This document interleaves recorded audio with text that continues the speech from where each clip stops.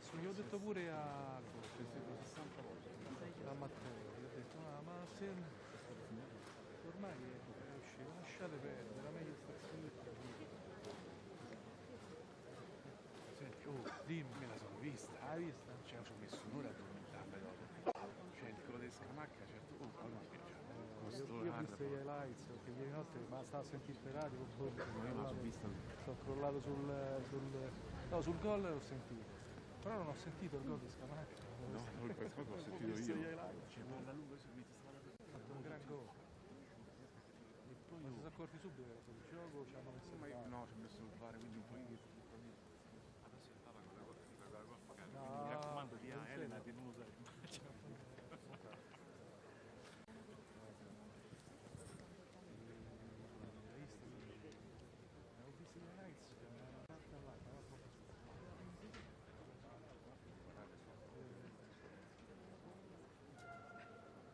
Facciamo così, riprende tutto questo qua,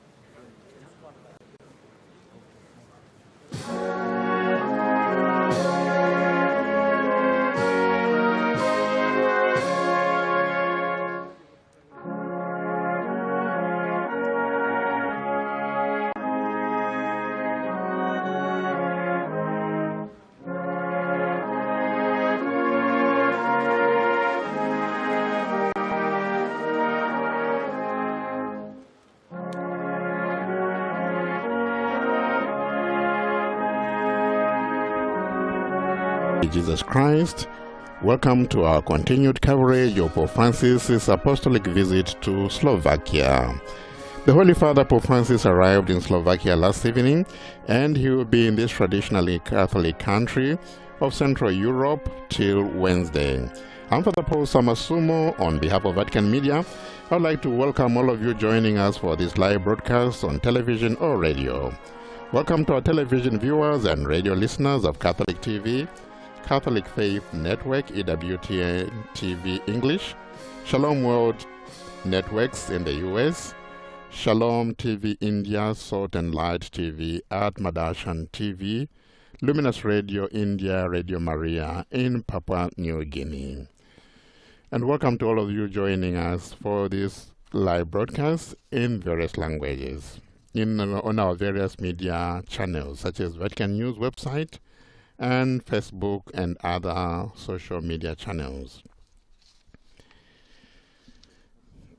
The apostolic visit of Pope Francis to Slovakia has been described by himself as a spiritual and pastoral visit.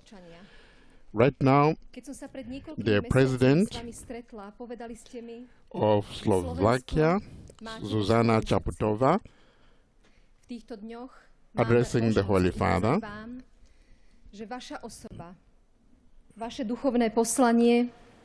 Your Holiness, dear Pope Francis, dear fellow citizens, when I met you a few months ago, you told me that you have Slovakia in your heart. Hopefully, these few days with us will give us the new opportunity to show you that you as a person, your spiritual calling, and your thoughts have a place in our hearts as well. I also have these words of yours in mind. One could say today we are not living an epoch of change, but so much an epochal change.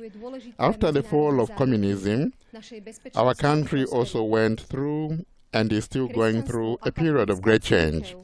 Czechoslovakia was peacefully divided into two states, where two brotherly peoples, the Slovaks and the Czechs, live in mutual respect and cooperation. Slovakia is a strong member of the large family of democratic states in the European Union. This offers us important international guarantees for our security and prosperity. Christianity and the Catholic Church have been an essential part of our cultural identity for centuries. We welcome you, however, not only as a representative of one of the largest religious families on this planet, but also and above all as a source of inspiration, which is necessary for the future of humanity, for the future of our Slovakia, and for the future of Christianity in it.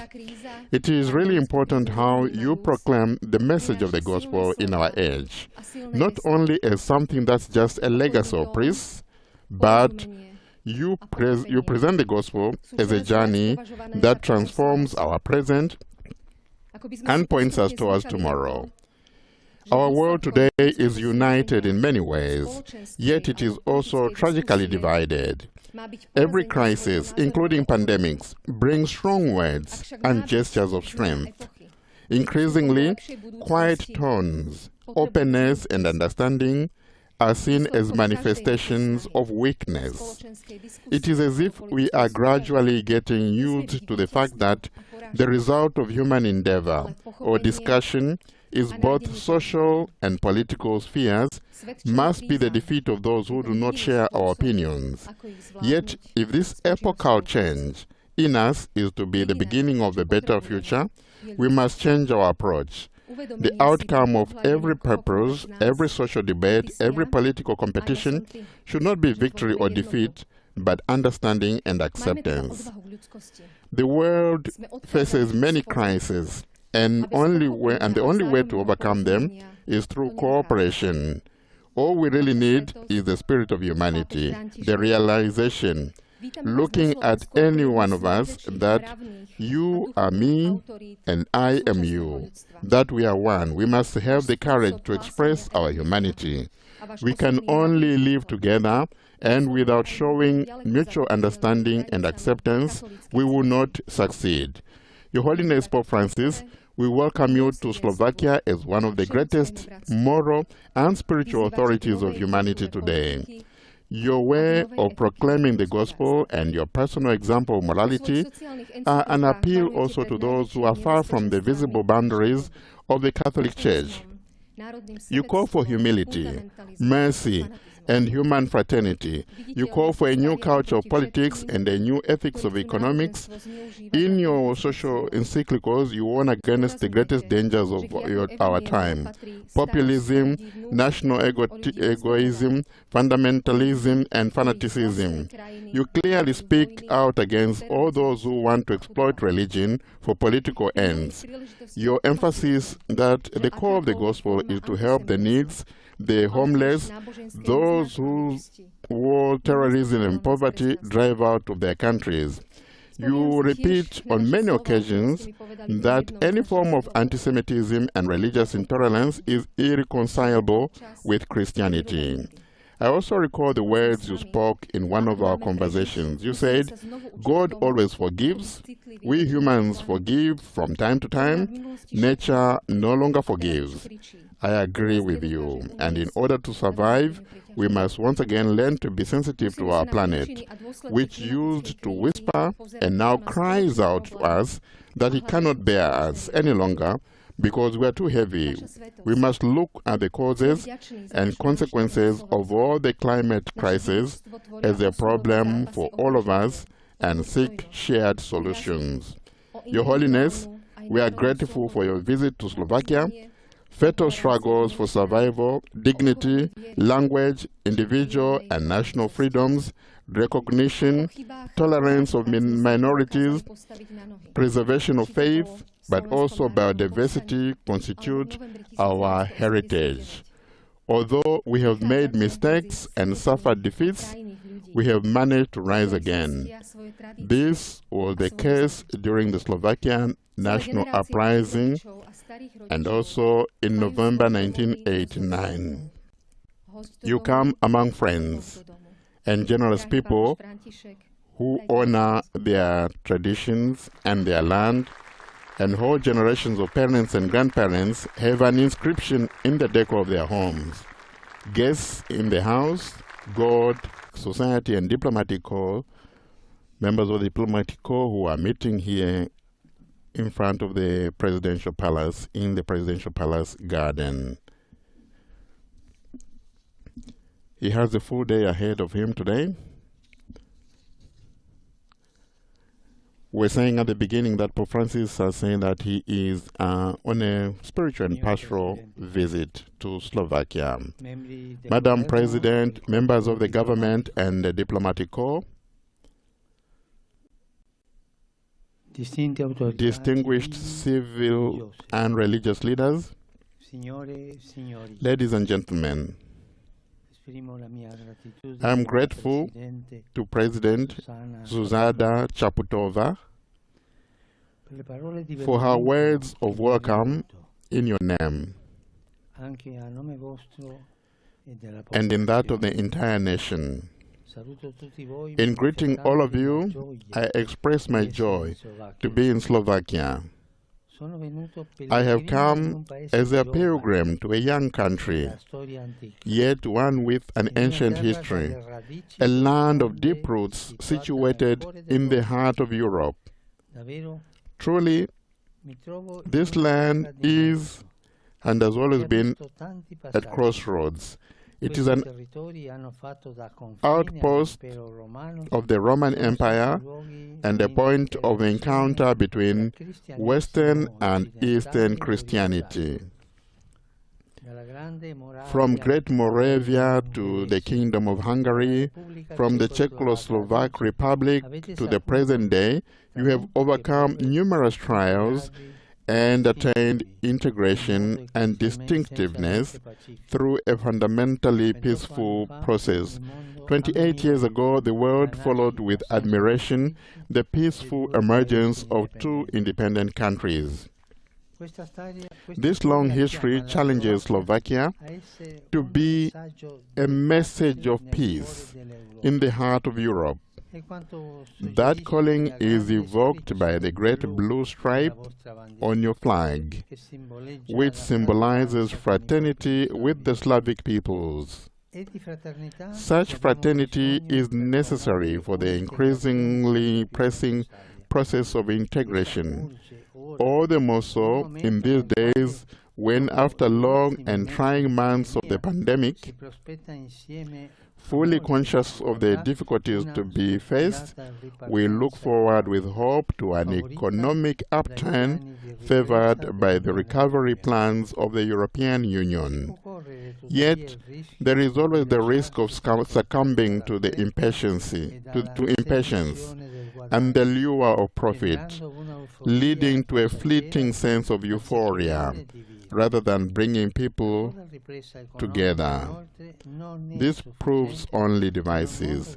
Nor is economic recovery by itself sufficient in a world that is itself at a crossroads, in which we are all interconnected. Even as battles for supremacy are waged on various fronts, may this country reaffirm its message of integration and peace, and may Europe be distinguished by a solidarity by transcending borders can bring it back to the center of history. Slovak history has been marked indelibly by the faith. It is my hope that that faith, by its very nature, will encourage projects and feelings inspired by fraternity, drawing upon the epic experiences of the Holy Brothers Saint Cyril and Methodius. They worked to spread the gospel at a time when Christians of this continent were united. Today, they continue to unite the different community. Dear friends, may your hearts always cultivate this vocation to fraternity, along with your native gifts of warmth and sincerity. Hospitality is extremely important to you. I am struck by the Slavic custom of offering bread and salt to visitors as a sign of welcome. I would like to reflect with you on these simple yet precious gifts so rich in evangelical meaning. Bread. God chose bread to make himself present in our midst. Bread is something essential. Scripture commands us to bring them fairly with those around us. The broken bread speaks to us of frailty. It demands that we take special care of the vulnerable in our midst. No one should be stigmatized or suffer discrimination. Our Christian way of looking at others refuses to see them as burdens or a problem, but rather brothers and sisters to be protected and protected. Bread, broken and equitably shared, reminds us that of the importance of justice, of giving each person the chance to find fulfillment. We need to cooperate in building a future in which laws are applied fairly to all, based on a system of justice that is not for sale. If justice is not to remain an abstract ideal, but to be a real bread, a serious battle against corruption must be undertaken, and above all, the rule of law must be promoted and must prevail. Bread is also inseparably linked to an adjective, daily. Daily bread means daily work.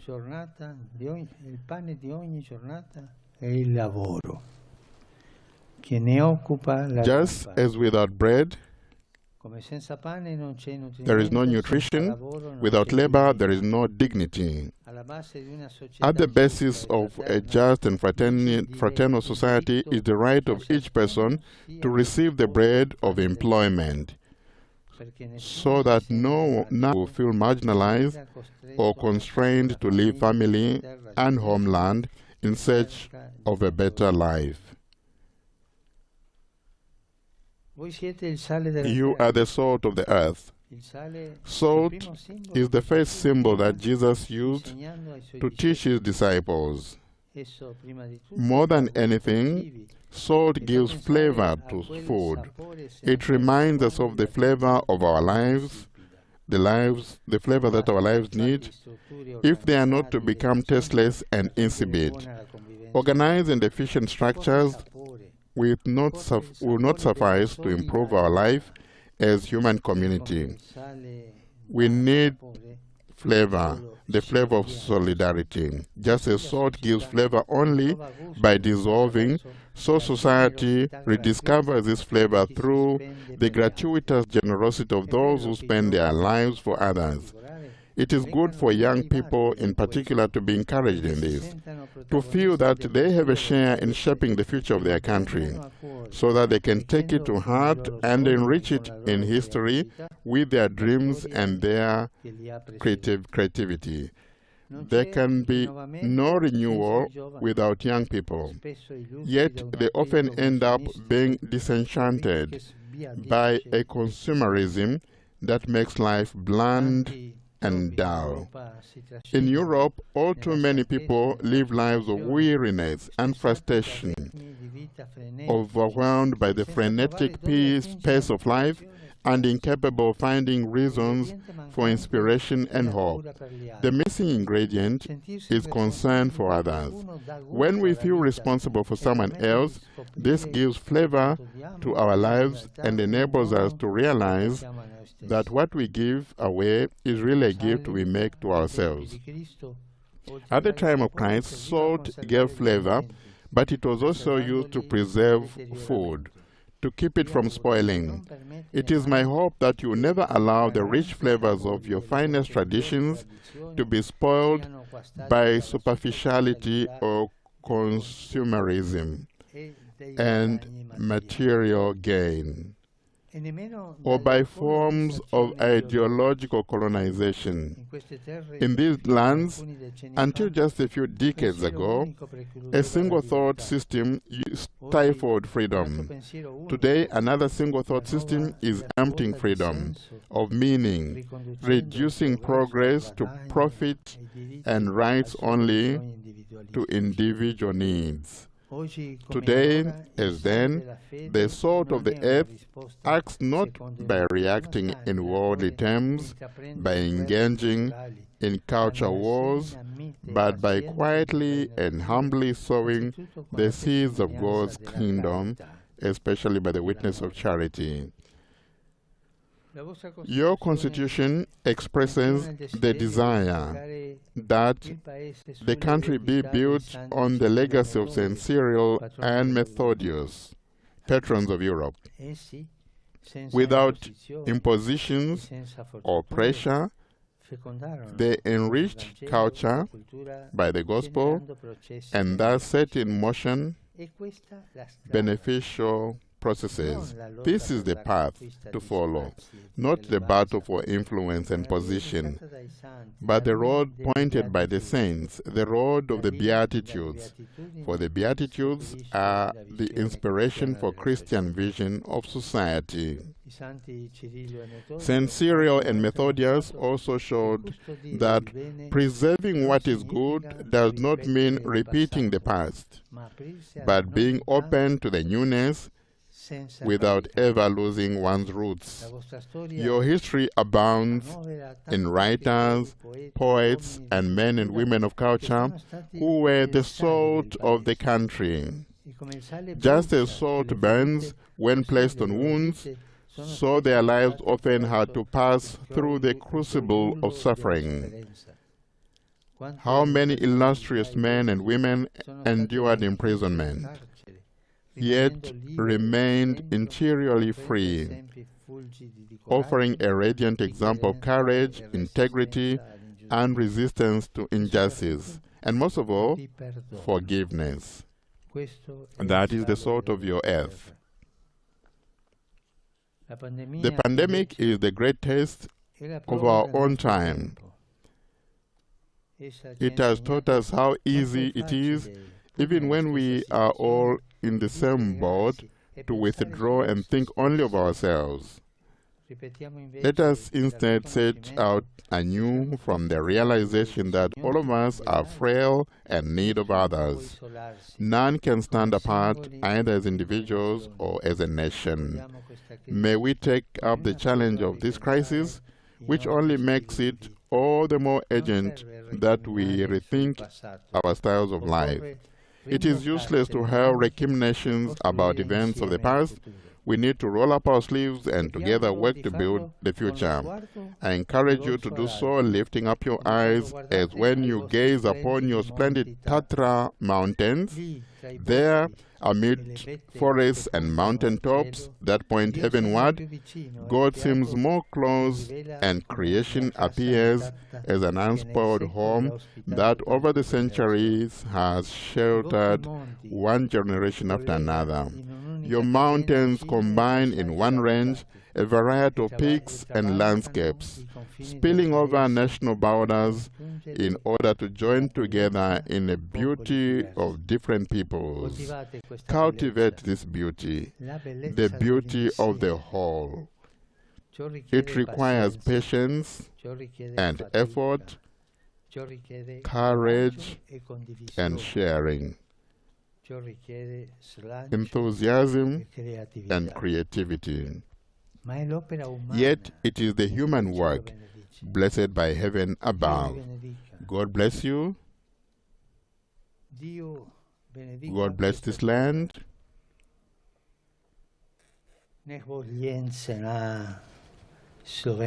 God bless Slovakia. The Pope speaking there in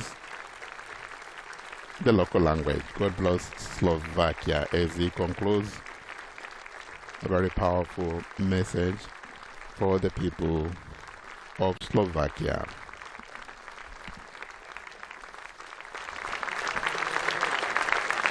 Earlier we had a speech from the President of the Republic, Zuzana Chaputova, and she also spoke passionately about what the Holy Father stands for and his message.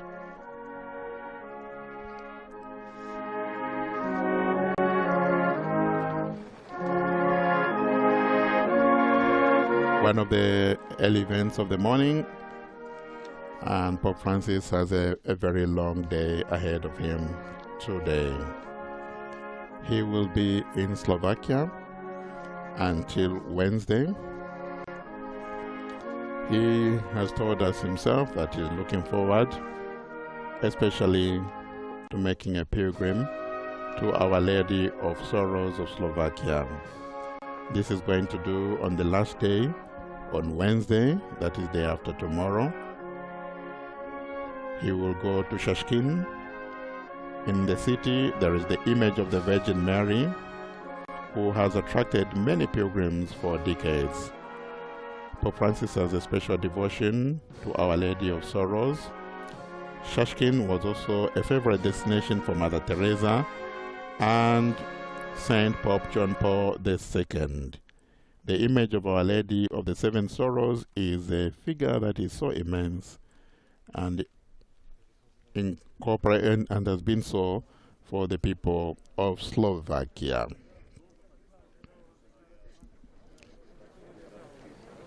And that brings us to the end of this live broadcast. Pope Francis has just concluded a meeting Slovakian authorities, civil society, members of the diplomatic corps at the presidential palace in the capital of Slovakia, Bratislava.